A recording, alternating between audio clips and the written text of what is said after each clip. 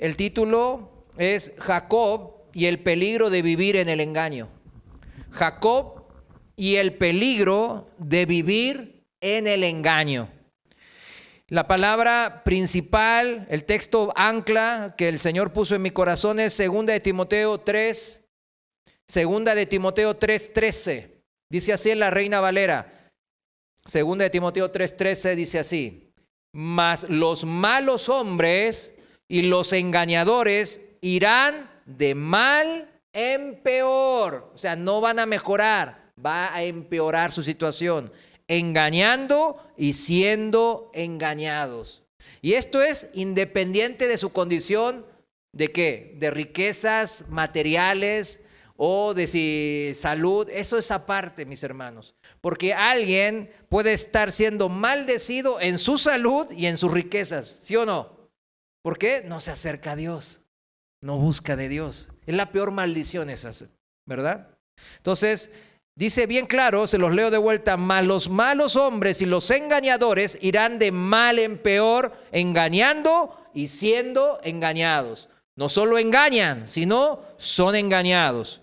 Los engañadores, ¿qué significa? Los engañadores, varios sinónimos son embaucadores, charlatanes, impostores, burladores, tramposos. Esos son los engañadores. El engaño, ¿qué significa el engaño? Hay dos, en el diccionario de la Real Academia Española, hay dos principales significados. Engaño, el primero es acción y efecto de engañar.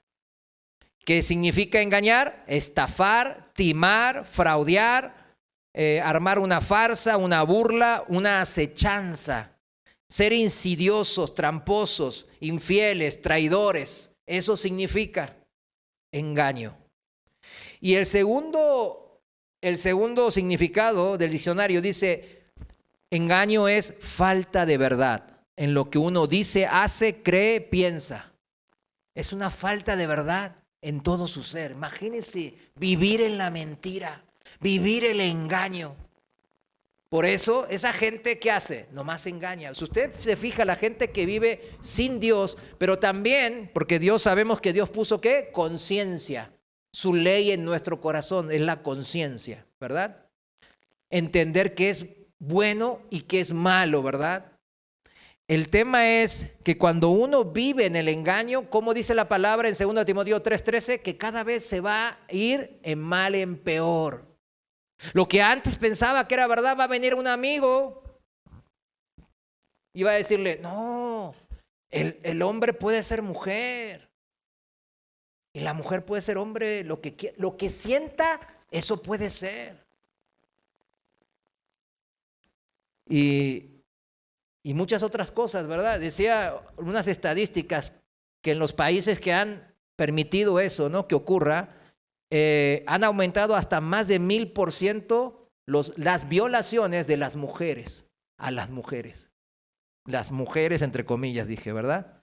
O sea, los hombres que se hacen pasar por mujeres, que se pintan los labios, se ponen una falda y dicen que son mujeres. Violan ¿a quiénes? A las mujeres verdaderas. Y lo utilizan como ¿cómo qué? Como un engaño. Esa es la manera del mundo. Y no solo con eso, sino con muchas cosas. Es una falta de verdad. ¿Qué es una falta de verdad? Es mentira, ser embustero, ser falso, hacer argucias, hacer embusterías. O sea, andar en el engaño. La falta de verdad siempre anda en el engaño. Por eso el diablo, ¿qué dice? Que es un mentiroso, un engañador, un acusador, o sea, un calumniador. Un engañador es. ¿Qué significa entonces el personaje que hoy vamos a ver? ¿Qué significa el nombre de ese personaje, Jacob? Vamos a Génesis capítulo 25, versículo 26. Y es cuando aparece el nombre de Jacob, cuando él nace, ¿verdad? Génesis 25, 26 en la Reina Valera dice: después salió su hermano, o sea, Jacob. Primero salió Esaú. trabada su mano al calcañar, al talón de Esaú. O sea, como que estaba trabada o agarrada, ¿verdad? Y fue llamado su nombre Jacob. Y era Isaac de edad de 60 años cuando ella dio, o sea, Rebeca, su esposa, dio a luz. Jacob, en el hebreo original, significa entonces atrapar por el talón. Que me imagino que fue esa la definición que los padres quisieron darle a su hijo recién nacido, o sea, Isaac y Rebeca, a su hijo Jacob, cuando le dieron ese nombre, atrapado o agarrado del talón. Pensaron un nombre de esa manera, pero sabemos que Dios es soberano, ¿verdad que sí? Que Él tiene todo el control. Jacob también significa, fíjese lo que significa también, restringir, suplantar, imitar o ser un impostor. Fíjese, en términos más estrictos, eso significa engañador. O sea, claro que los padres, Isaac y Rebeca, no quisieron darle ese significado a su hijo recién nacido. El significado que ellos seguramente le quisieron dar era atrapar por el talón. Pero Dios tiene control de todo. Aquí nos muestra qué camino iba a tomar Jacob. ¿Qué fue lo que terminó entonces marcando su vida?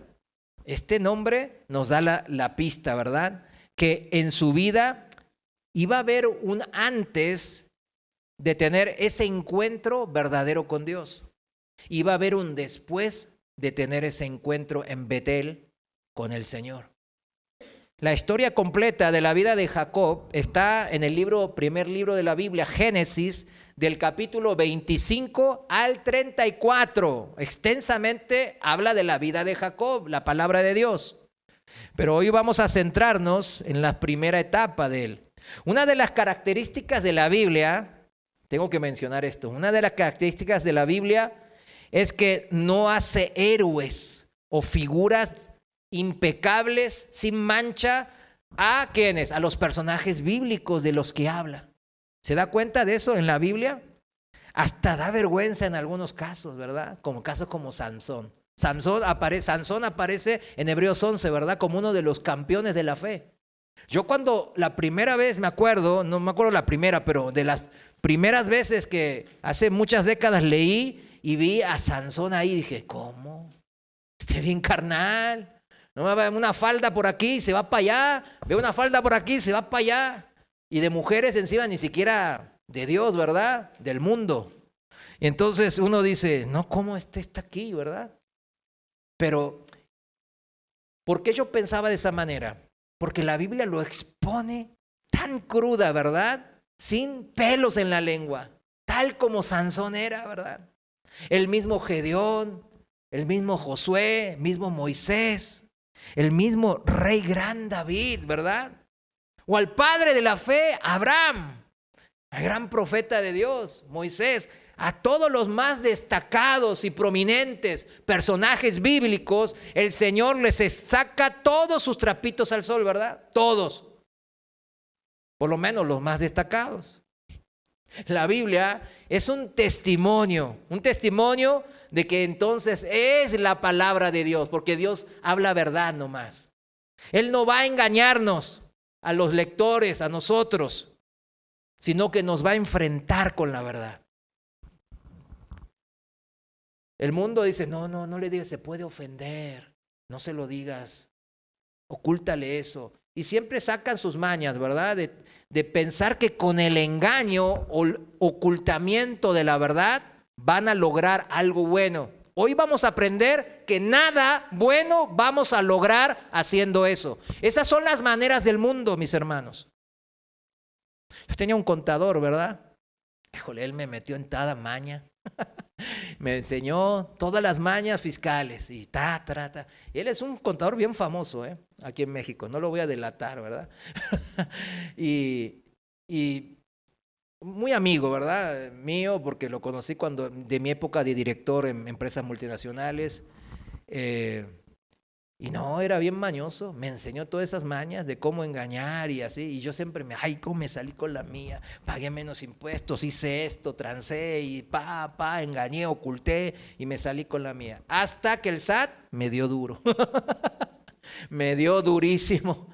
Y después otra vez, aduanas con la importación, me dio duro otra vez, 2, 3. Y era tan cabeza dura que hasta me tuvo que dar como 5 veces para que me caiga realmente el 20. Que por aquí no va la cosa. Ahí no hay bendición, mis hermanos. No, quizás ahora pagué menos impuestos. Quizás ahora engañé al otro, al socio, y el socio se quedó sin nada. O se quedó con menos y yo me quedé con más. Más para aquí, más agua para aquí y menos agua para allá. Ay, ¿cómo la hice? Y con eso junté un guardadito y hasta compré una casa. Dios va a hacer justicia, mis hermanos. Se los aseguro. Se los aseguro. En las inversiones que hice con esos ahorros, Dios me está enseñando todavía de que el crimen paga. Se los aseguro. El crimen paga. El engaño paga. Tiene que pagar. Si no es en esta, en la vida venidera. Mejor en esta. ¿Sabe por qué? Porque aquí por lo menos yo me doy cuenta y me puedo arrepentir. Lo peor es cuando se dan cuenta en la vida venidera, mis hermanos. Ahí ya no hay chance, mis hermanos. Es ahora que debemos de ser confrontados con una vida de engaño, como la que hoy vamos a ver en Jacob. Por eso, mis hermanos, la Biblia es digna de toda nuestra confianza, ¿verdad que sí? Nos expone a nosotros, pero exponiendo primero a esos campeones de la fe, a esos que mucha gente los tienen en un pedestal. Ay, son los santos, ¿verdad que los hacen así como hasta con aureola y no sé qué, como si fuese gran cosa? Pero si leyeran la Biblia, dirían, híjole. Ahí David, el gran retoño del Señor, el que va a estar sentado por los siglos junto al Señor gobernando desde Jerusalén. David, adúltero, asesino. Híjole. David cuando tuvo miedo se hizo pasar por un loco. Empezó a babear y hacerse, y a la gente lo menospreciaba. Y uno dice, no, el gran David hizo eso. Pues ahí está en la Biblia. Todas las personas que fueron honradas, realmente es un honor, ¿verdad? De aparecer en los textos bíblicos, ¿verdad que sí? Todas tuvieron que pagar un precio, mis hermanos.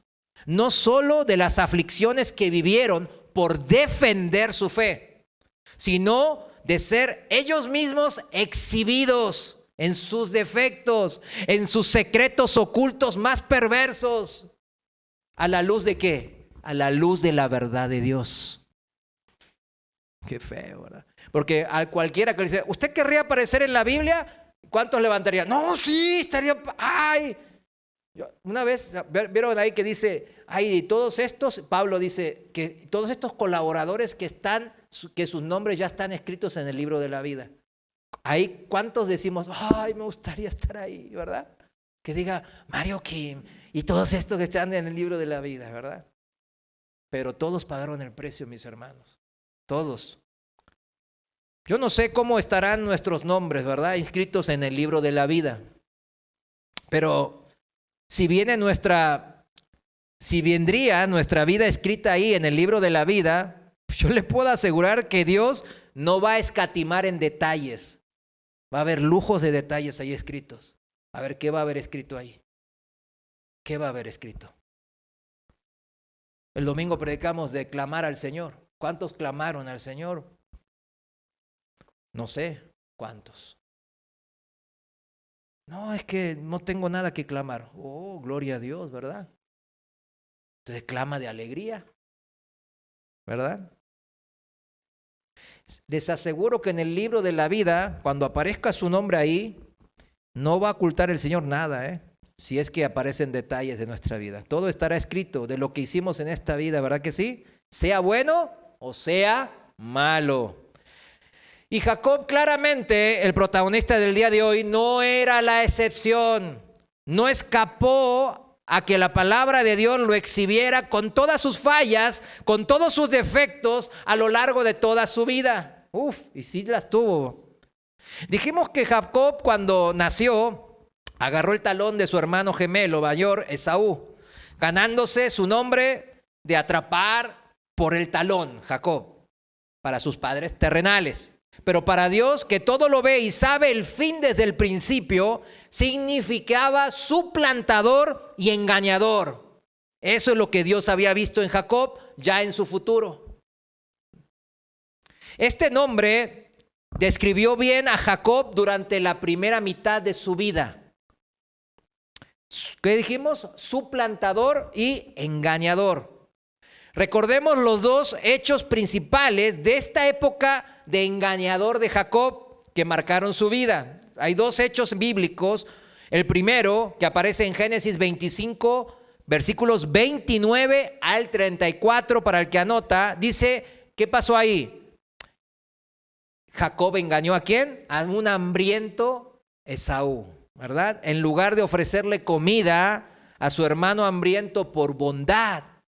¿Qué hizo? La negoció, ¿por qué cosa? La primogenitura de Esaú, de su hermano. O sea, aprovechó la circunstancia, vio la oportunidad, dirían en el mundo, ¿verdad? Y la tomó. ¿Y cómo dicen en el mundo? Ni modo. Entre cuando están en puros hombres, esto lo dicen, pero lo escuché en cada reunión de borrachos que asistí antes, cuando era borrachín, ¿verdad? Si aparece una mujer bonita y se les ofrece, ¿quién se le dice que no? No, si aparece la oportunidad hay que agarrarla. Y ninguno decía que no.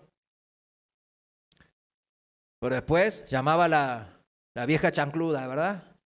Pero, ay, mi amor, ahí estás, cómo te quiero, aquí estoy bien aburrido. Y ya le corta, ahorita voy. No, mis amigos me traen aquí esclavizado, pero ahorita voy. Corta y ya aparece la chava y, ay, es el primero, le invito una copa a la señorita ya. Y esto no me lo cuenta nadie, ¿eh? Más de 10 años lo viví. Y no hay varón entre varones que no haya hecho eso. Bueno, por ahí escondidos, algún que otro, ¿verdad? Pues si es cristiano, ahí no estaría, ¿no? ¿Sí o no? El tema es bien claro, mis hermanos. Jacob aprovechó la oportunidad del hambre que tenía Esaú y la tomó como una oportunidad a su favor. ¿Sí entiende? Engañador.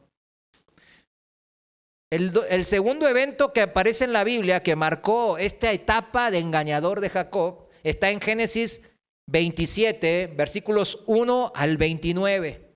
Todos conocemos que lo que pasó cuando luego, para asegurar las bendiciones de la primogenitura de Esaú, ¿qué hizo Jacob con su madre Rebeca? Engañó incluso a su padre Isaac, ¿verdad?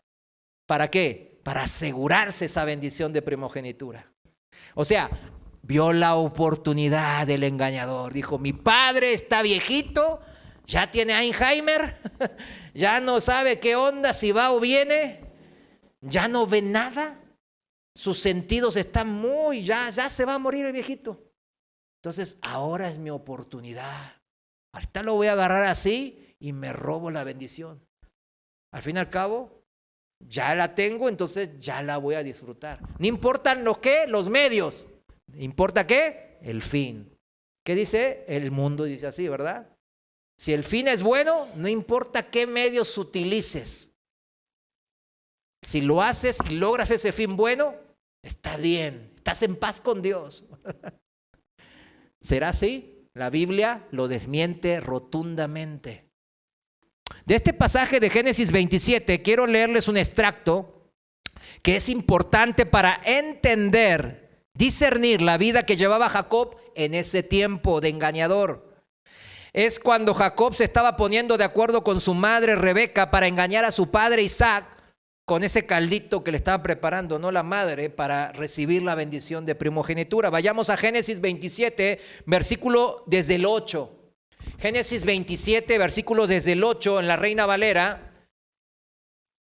Dice así la palabra de Dios. Ahora pues, hijo mío, le dice Rebeca a Jacob, obedece ¿a qué? A mi voz, le dice la madre. ¿La voz de quién? Suya, de la madre, en lo que te mando. Ve ahora al ganado y tráeme de ahí 2 buenos cabritos de las cabras y haré de ellos vianda para tu padre, como a él le gusta. Y tú las llevarás a tu padre y comerá para que él te bendiga antes de su muerte. Qué plan maquiavélico, ¿verdad? Ya tenían toda lista. Y Jacob dijo a Rebeca, su madre, he aquí Esaú, mi hermano, es hombre velloso, o sea, muy velludo, con mucho pelo, y yo lampiño. Quizás me palmará mi padre y me tendrá por burlador. Ahí está. ¿Por qué? Engañador. Y traeré sobre mí maldición y no bendición. Y su madre respondió: hijo mío, como que toc noc, entiende, mi hijito, estás muy joven. Yo soy súper colmilluda. Sea sobre mí tu maldición. Mira, así de claro. Te apuesto lo que quieras. Apuesto mi casa, ¿verdad? Mi carro nuevo, mis camellos, ¿verdad? Todo. Sea sobre mí tu maldición. Solamente obedece mi voz, ve y tráemelos. Ya, yo la tengo clara, hijo. Tú no sabes nada. Vente, yo te voy a regalar la bendición de tu papi. Vamos. Podemos ver en primera instancia en esto que los dos querían hacer lo que ellos piensan es la voluntad de Dios. ¿A qué? A su manera, por su propia inteligencia y por sus propias fuerzas. Piensan ellos, tanto Rebeca como Jacob, que la voluntad de Dios, escuche bien, se lograra añadiéndole mi inteligencia, mi experiencia y mis fuerzas e influencias para lograrlo. Chéquelo. Todo lo que usted y un servidor, todas las personas, hagamos de esa manera, terminará como un malvado que usurpa el lugar de Dios, que le roba, que le quiere robar el lugar que solo le corresponde a Dios. Es alguien que quiere sustituir entonces la manera de Dios de hacer las cosas, ¿con qué? Con su propia inteligencia, con su propia manera de hacer las cosas. Dios dice, todo fruto y esfuerzo del trabajo arduo, honrado, yo lo bendeciré. Y la persona no trabaja, o le vale cacahuate ser una persona constante en el trabajo, dedicada, esforzada, honrada. Pero después se queja, ¿por qué no tengo dinero y soy tu hijo, Señor? Bueno, en la palabra yo menciono una y otra vez que el que no trabaja, no coma. ¿Verdad? Y si usted ama a su esposa o a su hijo o lo que sea quien tenga ahí en el periodo de trabajar, ¿verdad? Como Dios manda a la gente, pues dígale la verdad, confróntelo, no lo deje así. ¿Por qué? Ahí no va a haber bendición, se lo aseguro. Terminaré, entonces yo siempre cuando hago a mi propia manera las cosas, terminaré siempre como ¿qué? Usurpador, impostor, suplantador, en fin, un engañador como Jacob. En el versículo 12, Jacob deja ver el corazón de todo usurpador, de todo impostor, de todo engañador. ¿Qué dice ahí en el versículo 12? A ver, pónganlo ahí en la pantalla, por favor. Quizás me palpare mi padre y me tendrá por burlador, o sea, engañador, y traeré sobre mí maldición y no bendición. O sea, ¿qué significa? Mientras no me agarren, es una bendición. Ya me salí con la mía. Así yo pensaba cuando mi contador ese me hizo hacer varios ingeniería fiscal, les llaman.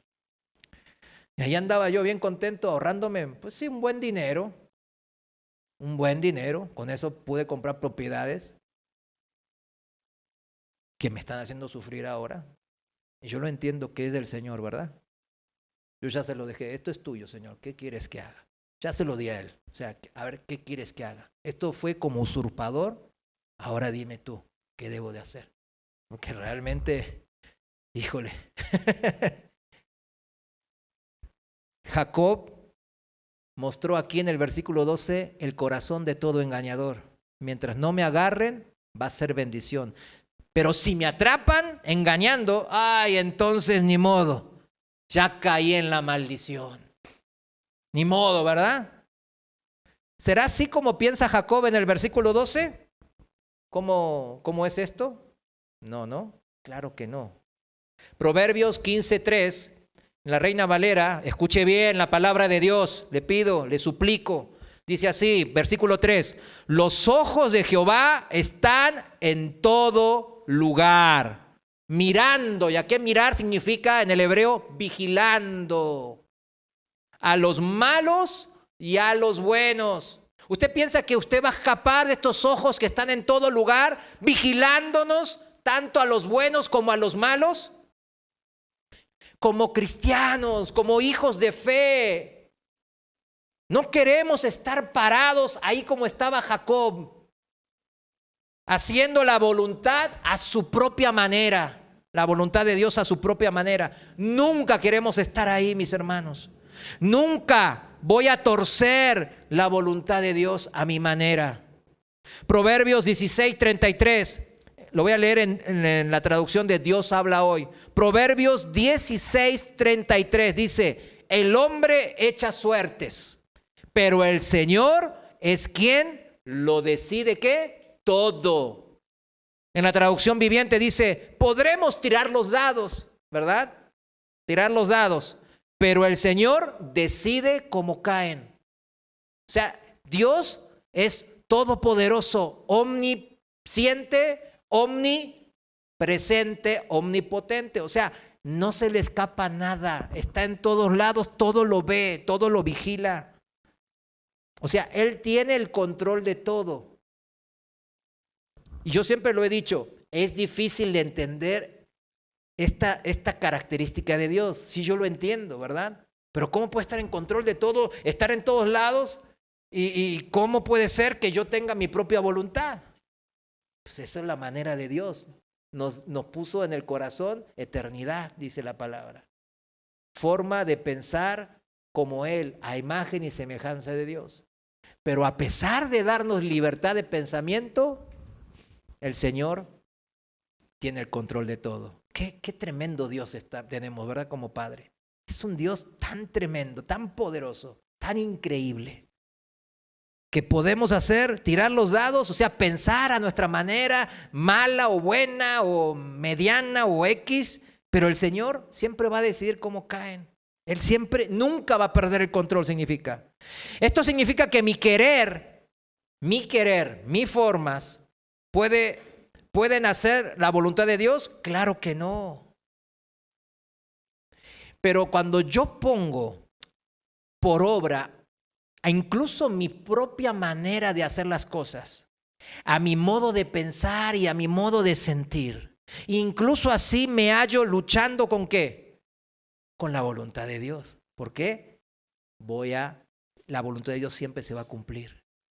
Y a veces me voy a estar hallado luchando en contra de esa voluntad. ¿Y eso qué? ¿Trae bendición o maldición? A ver, mis hermanos, trae maldición. Este es el peligro de vivir en el engaño, como estaba viviendo Jacob antes de Betel.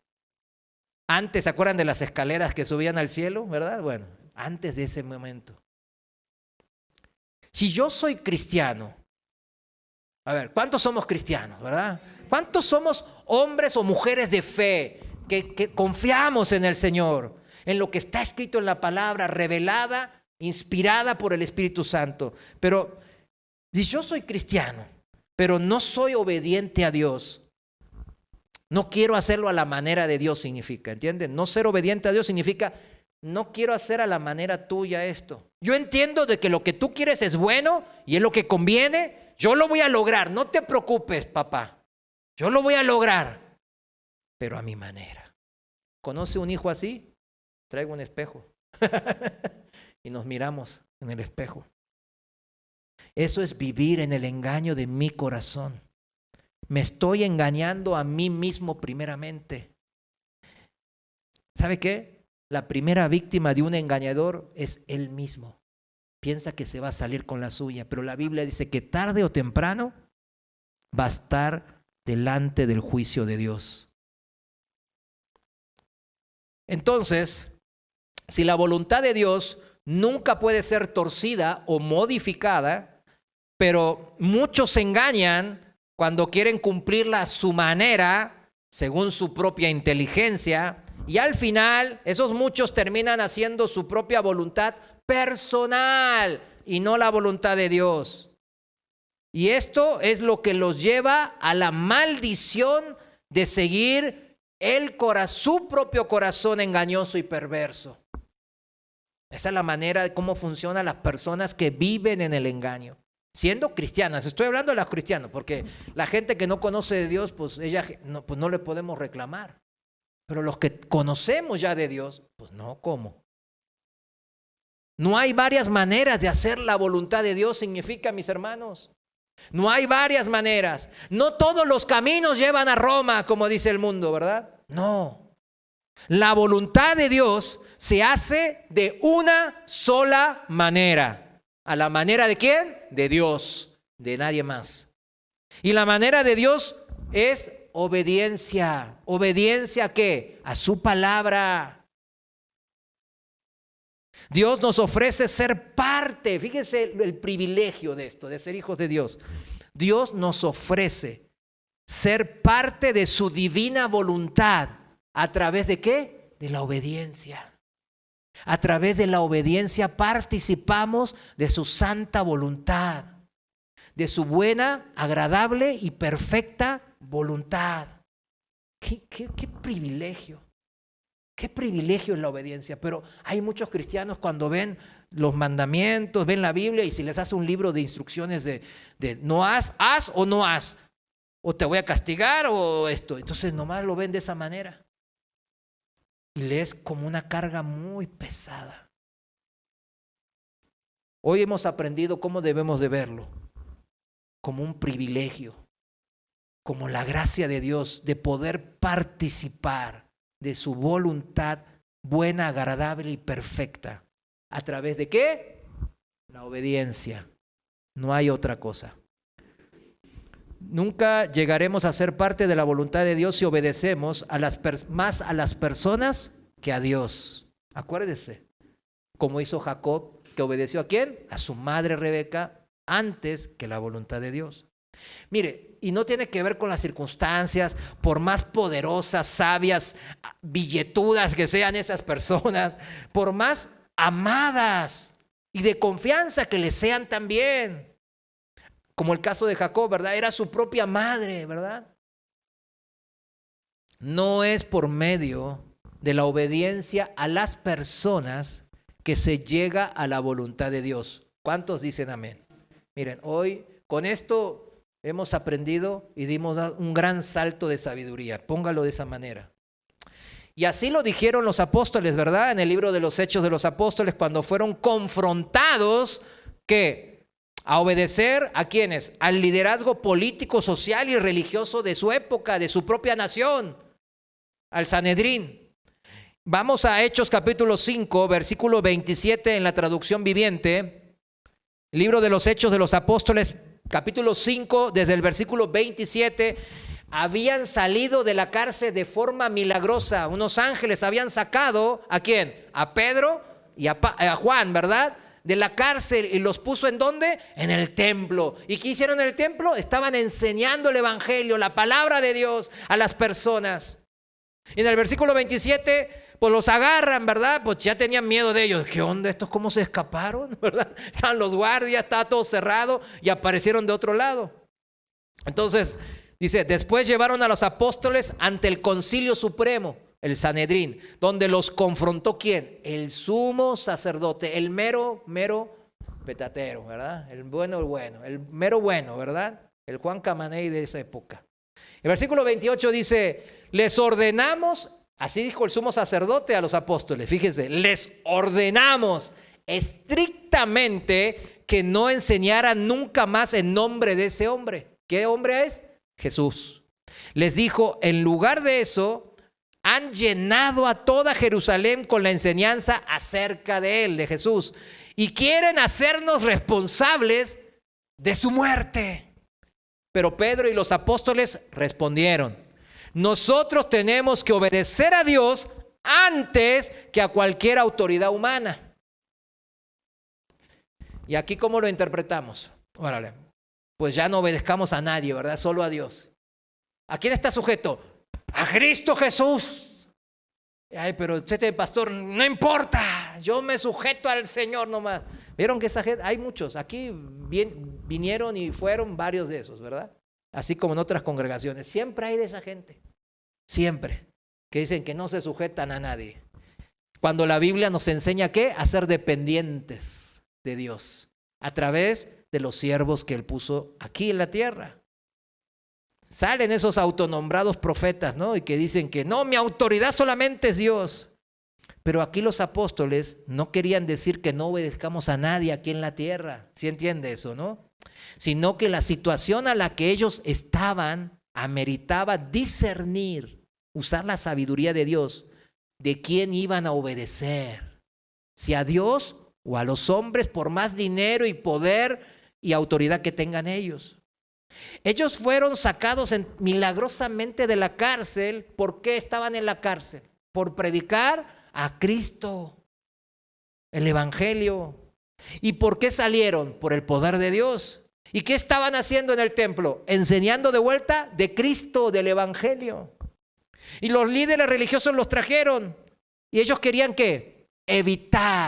Parar que sigan predicando del evangelio, porque todo Jerusalén se estaba transformando. Recuerden, había pasado muy poco tiempo de la crucifixión y de la resurrección de Jesús. Mucha gente lo había visto, pero andaba con dudas, porque no tenía la doctrina, el sistema de pensamiento, el evangelio de Dios que les rectificara sus pensamientos. Y los apóstoles justamente estaban haciendo eso.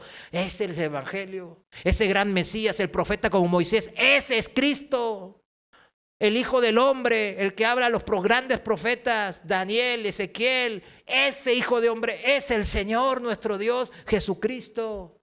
Y así les estaban enseñando. Entonces los líderes, ¿qué querían hacer? Parar el evangelio. Y aquí sí aplica, ¿sí o no aplica aquí? Obedecer más a Dios que a los hombres.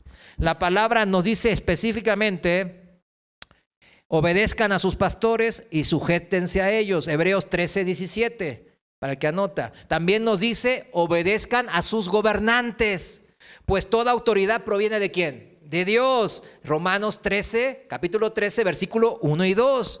Y también dice: obedezcan a sus padres biológicos, a sus padres terrenales, a los que los criaron. Efesios 6, versículo 1 al 3. Siempre obedezcamos a estas autoridades seculares, espirituales y familiares que Dios dispuso sobre nosotros. Es la palabra de Dios. Pero hagamos todo con mucho discernimiento, sabiduría y consejería, que sería sabiduría prestada de otros. Hermanos, porque el proverbio, como dice, en la multitud de consejeros está ¿la qué? La sabiduría. Cuando alguien se encierra en su propia maldad, en su propia inteligencia, no está siendo sabio. Cuando no busca consejo del otro, no está siendo sabio. Salmos 119, no lo busques, yo se lo leo para ir rápido. Salmos 119, 66 dice: enséñame buen juicio, sabiduría y conocimiento, pues creo en tus mandamientos. Proverbios 3, 21 al 24 dice: hijo mío, no pierdas de vista el sentido común ni el discernimiento. Aférrate a ellos, porque refrescarán tu alma. Son como las joyas de un collar. Te mantienen seguro en tu camino y tus pies no tropezarán. Y como dice el apóstol Pablo a los Filipenses, Filipenses 1, 9 y 10. Lo voy a leer en la Reina Valera actualizada. Dice: y esta es mi oración, dice el apóstol Pablo, que su amor abunde más y más. ¿En dónde? En conocimiento y en todo discernimiento, para que aprueben lo mejor, para que tomen buenas decisiones. Lo mejor es Dios, las decisiones que Dios tomaría y nos está exhibiendo, a fin de que sean sinceros, verdaderos, que hablen verdad, que hagan justicia, que hablen verdad también, e irreprensibles en el día de Cristo. Ahora, que este conocimiento ya es parte nuestra, ¿verdad? Porque lo estamos aprendiendo. Entonces entenderemos, discerniremos, significa por qué los apóstoles Pedro y Juan dijeron que es necesario obedecer a Dios antes que a los hombres, en referencia a su autoridad política de ese momento y religiosa. ¿Sí lo entiende, no? Entonces ahora, no es que no debemos de obedecer a todo lo que el Señor nos está mandando obedecer, sino que hay momentos en que hay que usar el discernimiento, la sabiduría de Dios para discernir entre lo bueno y lo malo. Y también entonces entendemos, discernimos que Jacob hubiese hecho mejor en obedecer ¿a quién? ¿A Rebeca su madre o a Dios? A Dios en su momento, ¿verdad? Pero el error de ellos, tanto de Rebeca como de Jacob, fue pensar que el solo conocimiento de la voluntad de Dios es más que suficiente ¿para qué? Para llevarla a cabo. No alcanza con puro conocimiento, por eso significa. Hay mucha gente que conoce de Biblia, mucho, pero no tiene discernimiento. No sabe cómo esto es bueno o malo de acuerdo a lo que está viviendo él. Porque, miren, probablemente Jacob, muy probable, que ya sabía lo que su madre ya sabía. ¿Qué es lo que ya sabía ella? Que el menor, el hermano menor, o sea Jacob, había sido elegido por Dios para ser el portador de la promesa hecha a su abuelo Abraham. También la promesa se le fue delegada a su padre Isaac.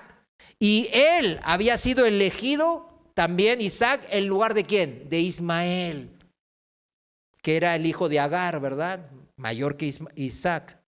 Eso está en Génesis 25, 22. Fíjense cómo el Señor se reveló a Rebeca cuando estaba embarazada. Los hijos, decía que estaba embarazada y los hijos luchaban dentro de su vientre, de ella. Y dijo, eso está en Génesis 25, 22, y dijo, si es así, ¿para qué vivo yo? Y fue a consultar a Jehová. ¿A quién fue a consultar? A Dios directo. Y le respondió Jehová, 2 naciones hay en tu seno, y 2 pueblos serán divididos desde tus entrañas.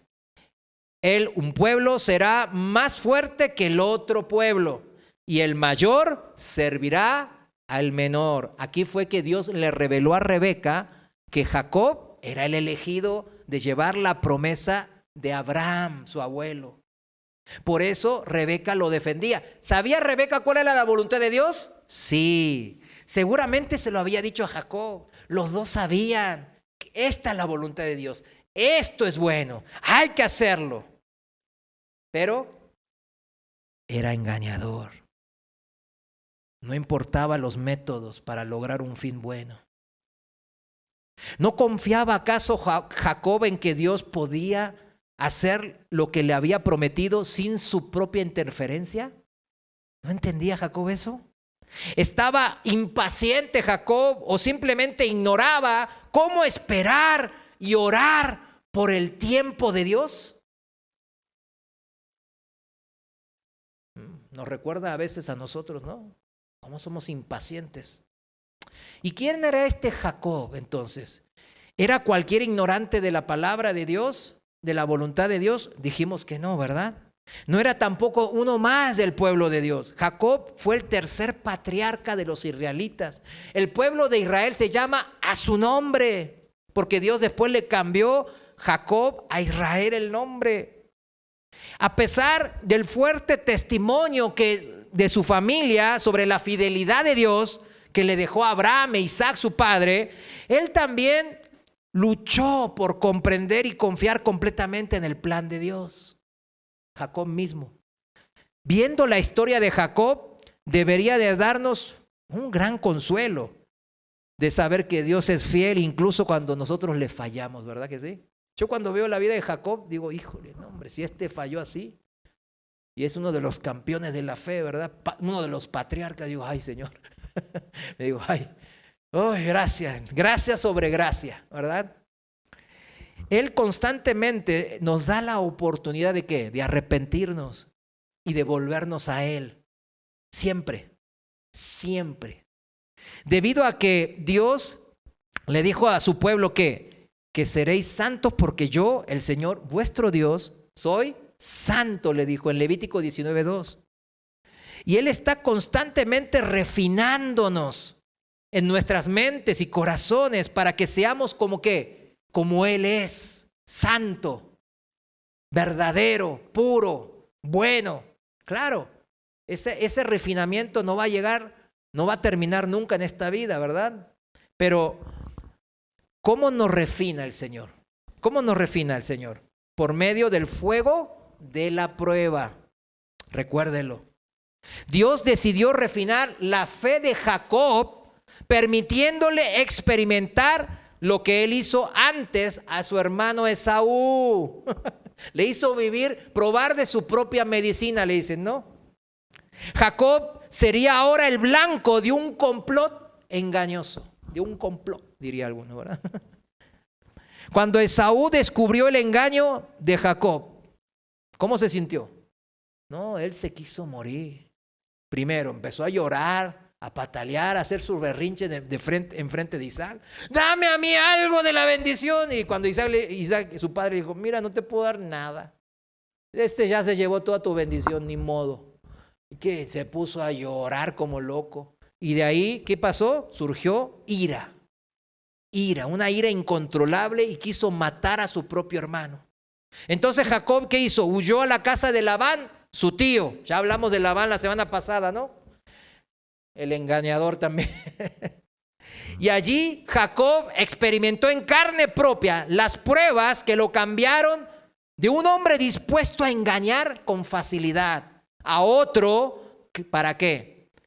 Que iba a obtener la bendición a la manera de Dios. A uno que trabajó duro y permitió que Dios lo bendijera en su tiempo, en el kairos de Dios y no en el cronos de él. El cronos nuestro tiempo, ¿cómo es? Ya, ahora lo quiero, ¿verdad que sí? Ahora quiero salud, ahora quiero dinero, ahora quiero que se convierta mi familia toda enterita, ahora quiero estar en la presencia de Dios. Es así, nosotros somos así. Mas sin embargo, el Señor nos enseña en esta vida paciencia, que es esperar en el tiempo de Dios. En el camino a la casa de Labán, su tío, Dios le habló a Jacob en su famoso sueño de las escaleras al cielo. ¿Sí se acuerda de eso, verdad? Esa es una de las historias más conocidas del Antiguo Testamento. Revelándole ahí el Señor los términos de su pacto. ¿A quién? A Jacob. Ese lugar era Betel, que significa casa de Dios, ¿verdad? Tal como lo hizo también ¿con quién? Con Abraham y con Isaac. Eso está en Génesis 28, versículos 10 al 22, para el que anota. 28, versículo 10 al 22. Dijo que ahí el Señor le dijo que bendeciría a Jacob y a todos sus descendientes, y Jacob finalmente entendió cuán importantes eran esas bendiciones que le había robado a su padre, de su padre Isaac, a su hermano Esaú. Cuando Jacob despertó, dijo: ciertamente el Señor está en este lugar. Y yo, ¿qué dijo? Yo no lo sabía. No entendió nunca la presencia de Dios. Y tuvo miedo. Le entró el temor de Dios. Ahora sí. ¿Sabe? Cuando uno se convierte, entra el temor de Dios. Que uno dice, ¡ay, es un terror a Dios! No. Es ¿qué? Una reverencia, un respeto a Dios. Híjole, antes no lo tenía en cuenta en nada Dios. Pero ahora, no, ahora, espérame, ¿esto le agrada a Dios? Esto, si lo hago de esta manera, ¿Dios se agrada de mí? ¿Esto es parecerme un poco más a Cristo? Y Jacob dijo, cuán terrible es este lugar. Esta no es otra cosa que la casa de Dios, y esta es la puerta del cielo. O sea, le había caído el 20 a Jacob, que Dios estaba con él, pero había un pacto que él debía de cumplir. Y Jacob hizo un altar, ahí con lo poco que tenía, tenía una piedra de almohada, la agarró y la erigió y empezó, y juró que el Señor sería su Dios. ¿Qué significa eso? Que Dios iba ¿a qué? A ser mi guía en toda decisión que iba a tomar. Jehová será mi Dios, dijo. Este encuentro con Dios de Jacob preparó el escenario para la transformación del corazón de Jacob. Ya no era un engañador, ya le entró el temor de Dios, de que no es a cualquier manera las cosas de la vida, sino a la manera de Dios. Cuando él llega a la casa de su tío Labán, se enamoró de Raquel. Por cierto, ¿verdad? Es su prima, ¿verdad? Pero ahora en la ley Dios prohíbe casarse entre primos. ¿Por qué? Porque genéticamente, eso ya es de la biología y de la genética, ¿no? En esa época, hace 4,000 años, los primos se podían casar con los primos sin degradar la genética humana. Eso está comprobado en la ciencia, mas sin embargo, cuando pasa el tiempo se degrada el nivel ¿cómo se llama? De la genealogía, ¿verdad? Nuestra que tenemos. Se va degradando. Y llega un momento en que ya no se pueden casar entre primos o parientes cercanos. Ese tiempo llegó en la ley, con Moisés, 500 años después, y en la ley Dios prohíbe eso.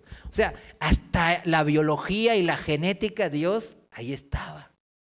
O sea, es increíble. Eso, yo entiendo que aquí no hay ningún biólogo genético ni nada, ¿verdad? Pero entiéndalo. En estos detalles Dios estaba. Pero bueno, volviendo a la historia, ¿no? Se enamoró de Raquel, aceptó trabajar durante 7 años a cambio de ¿qué? De Raquel para tomarla como esposa. Y en su noche de bodas, toma de tu propia sopa, ¿no? De tu propia medicina. Labán, su propio tío, lo engañó y le dio a Lea en vez de a Raquel. ¿Y qué hizo Jacob? ¿Qué hizo Jacob? ¿Se enojó como se enojó su hermano Esaú allá en su tierra? ¿O dijo, híjole, bueno, entonces voy a trabajar otros 7 años? Imagínense, pónganse a pensar, el gran engañador Jacob, y ahora ni se enoja. ¿Tiene sangre este muchacho? Le pinchan ahí y no sale sangre, parecería, ¿verdad? No se enoja. ¿Cómo estaría usted? Alguno porque recibe medio día retrasado su semana ya anda demandando a la empresa. No, hermanos, por favor. 7 años su salario era Raquel y le cambió el salario a Lea sin su consentimiento. Imagínese, para alguien que estaba perdidamente enamorado de la otra persona, ¿cómo se sentiría usted? No, hombre, traicionado por su propia familia. No sé si tiene un cuchillo, por ahí lo saca. Pero ¿qué hizo Jacob? El cambiado Jacob. ¿Qué hizo? Está bien, te trabajo otros 7 años más, no 1, no 1 mes. No le negoció, ¿sí me entiende? Como haría en el mundo, ¿verdad? No, otros 7 años más. Jacob respondió a Labán no con la ira de Esaú, como lo hubiese hecho antes, sino con paciencia, trabajando como la Biblia pide y esperando que Dios cumpliera sus promesas de bendición en su tiempo. ¿Cuánto le dan gracias a Dios? Esta es la manera, mis hermanos. ¿Hay otra manera para cortarle aquí al paso? ¿Un atajo? No hay, mis hermanos. Todo atajo lo va a abrir el diablo en sus vidas. Todo atajo. Ese loto que piensa ganar, el raspadito, el casino. No, eso es lo que el diablo le está diciendo.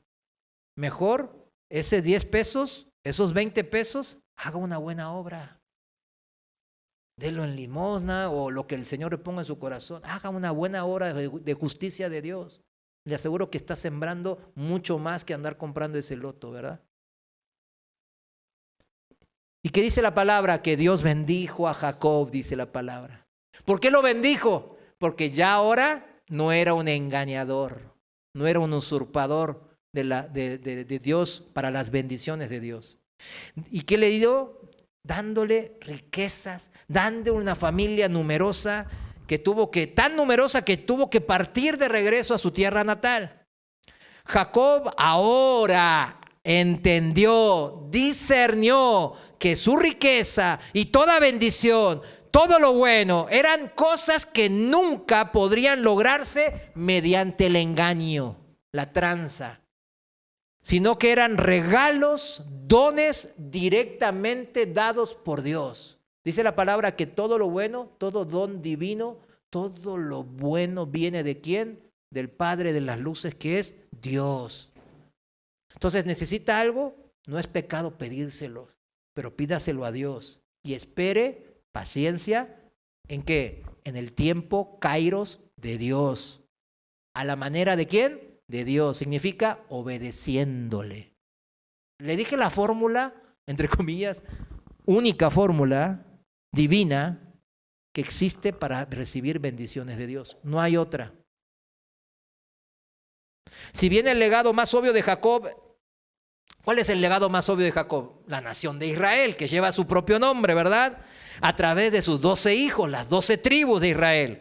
Pero también nos dejó un legado que es el legado que dejó atrás en su vida, el de ser engañadores. Un suplantador, un impostor.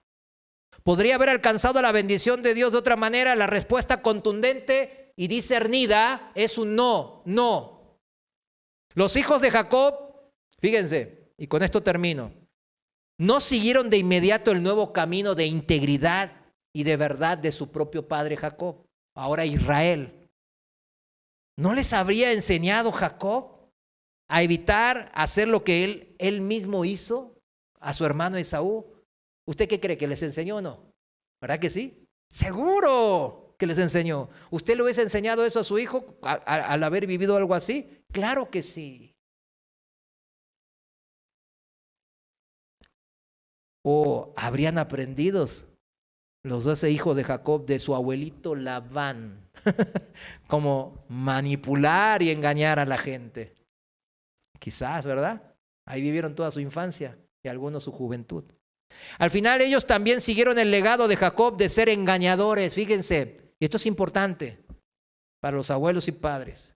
Los hijos no aprendieron incluso del cambio radical de su padre. ¿Y qué hicieron? Pues le dijeron el camino de ser engañadores. ¿Y qué pasó? Fueron engañados también. Recordemos a José. ¿Se acuerdan a José cuando ya era ministro al segundo al mando del imperio más grande de la época, Egipto? Que José los traía ahí de aquí para acá y ellos, ay no, sí. Así como Jacob había tratado de engañar a Esaú para quitarle su herencia, 10 de los hijos de Jacob trataron de deshacerse de su hermano José, a quien Jacob favorecía, vendiendo a José a traficantes de esclavos. Luego acordaron engañar a su padre, fíjense, engañar a su padre, haciéndole creer que José estaba muerto, y lo mantuvieron engañados durante 20 años al pobre Jacob. Estaba viviendo de su propia medicina de vuelta. No fue hasta que José engañó a sus hermanos cuando era ministro de Egipto para que mostraran su verdadero ¿qué? Carácter cambiado, ¿verdad? José quería probarlos para ver si estos habían cambiado de los que lo vendieron a traficantes de esclavos. Jacob vivió 2 periodos de 20 años. Piénselo bien, ¿eh? Jacob vivió 2 periodos de 20 años cada uno de engaño. 20 años engañados, ¿por quién? Por su tío Labán. Y 20 años engañados por sus 10 hijos cuando vendieron a los esclavos a su hijo José. Incluso durante su vida vio repetidas veces las consecuencias de sus malas acciones, mis hermanos, que se repetían una y otra vez. ¿Esto qué nos pone? En el temor de Dios. Si usted está viviendo esta vida de engañador, párele ahí. Párele.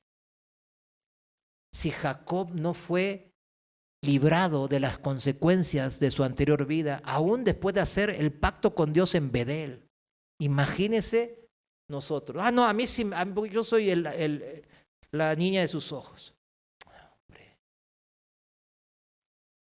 Solo, con esto termino, solo hubo un hombre que rompió el ciclo de engaño que participó Jacob y nos ayudó también a nosotros a romper nuestro propio engaño. ¿Quién es?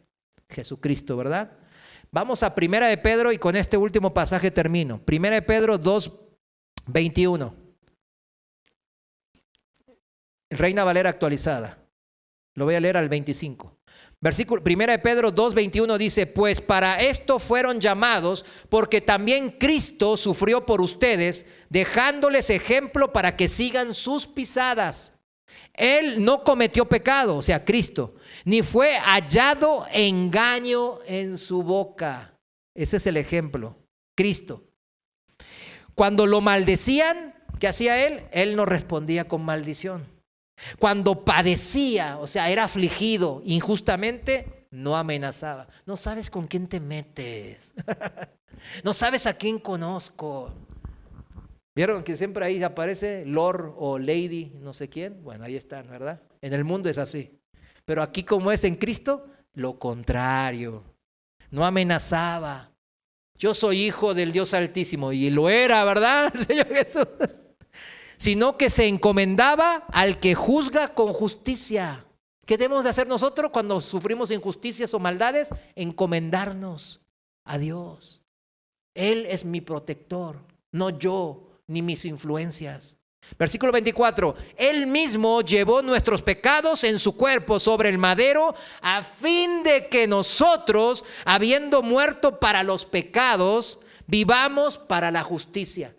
La iglesia de ahora se olvida mucho, habiendo muerto para los pecados.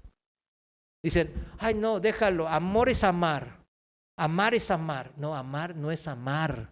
No se define por amar, no es aprobar, amar no es decir todo no, está digamos, mi hijo está drogándose. No, mejor no le digo nada, no vaya a ofenderse, porque yo lo amo. No, amar es confrontarlo con su pecado, mis hermanos, para que él no siga yendo en camino de destrucción. Habiendo muerto a los pecados, vivamos para la justicia. Por sus heridas ustedes han sido sanados, porque eran como ovejas descarriadas, pero ahora han vuelto al pastor y obispo de su vida. Póngase de pie, vamos a orar. Señor, te damos gracias porque no cabe duda, mi Dios, que nosotros tuvimos un encuentro en Betel contigo, mi Dios. En tu casa tuvimos un encuentro que nos ha impactado y transformado como a Jacob. Vivíamos una vida de engaños, siendo engañadores, tranzas, mentirosos, sabiendo que tu voluntad era pura, perfecta y buena, pero nosotros a nuestra manera queríamos alcanzarla. Padre, perdónanos todas estas injusticias, toda esta falta de discernimiento, mi Dios. Señor, tomamos como buena toda prueba y aflicción que viene a nuestra vida, porque así como a Jacob le trajo bendición, sabemos que a nosotros también, mi Dios, porque nosotros queremos permanecer en este pacto contigo, obedeciéndote en amor, mi Dios, sabiendo que no hay muchas maneras, sino solo una para alcanzar tu gracia y tu bendición. Esa es la manera tuya, mi Dios, a tu manera, de la obediencia, de seguir tu palabra y caminar en justicia, en tu justicia. Padre, no queremos tardarnos 40 años. Que hoy sea el último día de vivir como engañadores. Que hoy sea nuestro Betel y seamos transformados y dejemos todo engaño atrás. En el nombre de Jesús. Amén. Muchas gracias, mis amados hermanos.